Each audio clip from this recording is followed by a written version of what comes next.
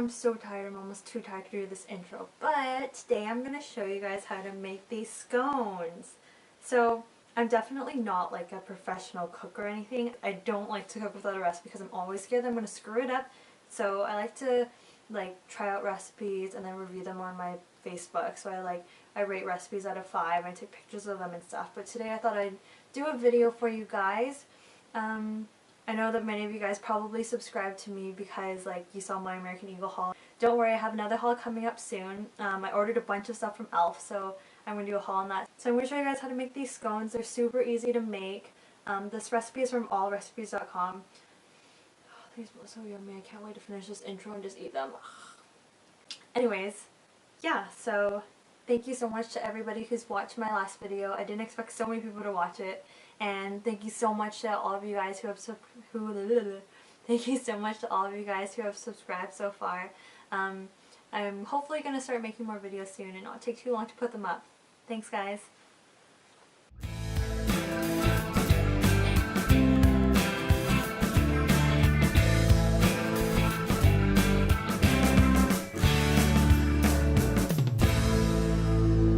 Okay, so first I'm going to show you guys what equipment you're going to need to make these scones.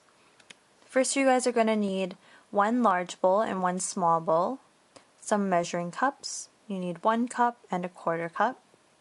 You're going to need some tablespoons and some teaspoons for measuring, a fork, a whisk, and now onto the ingredients. You're going to need some flour, some sugar, baking powder and baking soda, salt. You're going to need a 1/4 cup of frozen butter. I just put this in the freezer the night before. Some sour cream, and 1 egg. We actually need half an egg, but we're going to split that later. Just one more thing, we need some craisins and some raisins. You can use either, you can use both. You don't have to use either one if you don't want to. I just really like them. I think that they make the scones taste so much better. So now I'm just measuring out 1 cup of flour. Once you're done measuring that, pour that into the big bowl. Next we're going to add 1/3 of the sugar, but that will mean that we're adding 1/3 of 2 tablespoons and 2 teaspoons, which I don't want to figure out how much that is, so I'm just going to add 1 tablespoon. Now we're going to add 1/2 teaspoon of baking powder, 1/8 of a teaspoon of baking soda, and 1/4 teaspoon of salt. Oh, I forgot to mention that you also need a grater of some sort. So you can use a cheese grater. I'm just using the holes from the potato peeler that I have. And you're just going to take your frozen butter and then you're going to grate it into your dry ingredients mixture that you have so far. Once you're done grating the butter, it should look something like this. And you're just going to use your hands to mix the butter into the dry ingredients. So everything should be pretty mixed together. As you can see, when I pick it up and run it through my fingers, everything's pretty much one mixture now. I'm just taking my 1/4 cup and I'm adding in some raisins. You're actually only supposed to add in a 1/4 cup of raisins, but I'm adding in a 1/4 cup of raisins and a 1/4 cup of craisins. Quickly mix that together. Now measure a 1/4 cup of sour cream and put it into the small bowl. Okay, remember how we're only supposed to use half an egg? So I have these 2 little bowls. I'm just gonna crack the egg and whisk it a little bit with my fork. And once I'm done doing that, I'm going to separate the egg mixture so that I have 2 halves. I'm going to put half of it into the small bowl that currently has sour cream in it.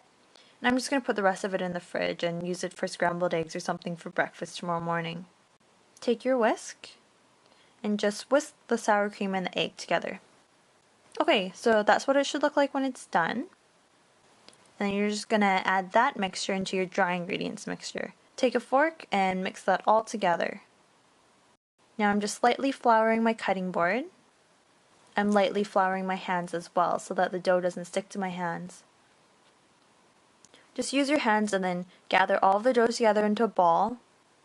It's okay if there are crumbs on the bottom of the bowl. Both times that I've made these scones, this has happened. I've just gathered up all the crumbs and then put them together with the dough. Okay, so now I'm just rolling out the dough and flattening it. I'm just using my hands. You don't need a rolling pin or anything like that. It's supposed to be 3/4 of an inch thick.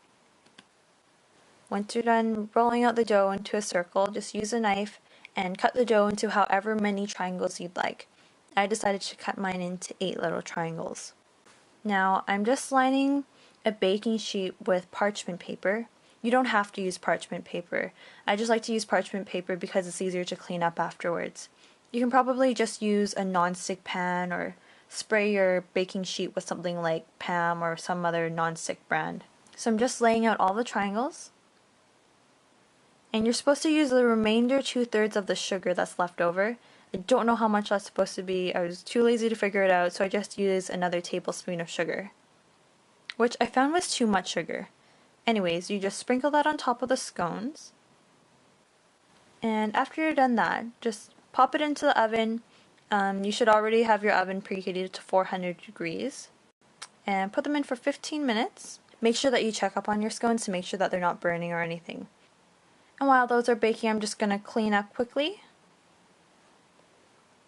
And once they're done, just take them out of the oven. There you have it. There are your scones. Eat them with jam and butter. They taste so good with jam and butter. I only made half the recipe because they taste better fresh. Okay, I'm tired. Okay, I'm gonna go eat them. I'm gonna go to sleep.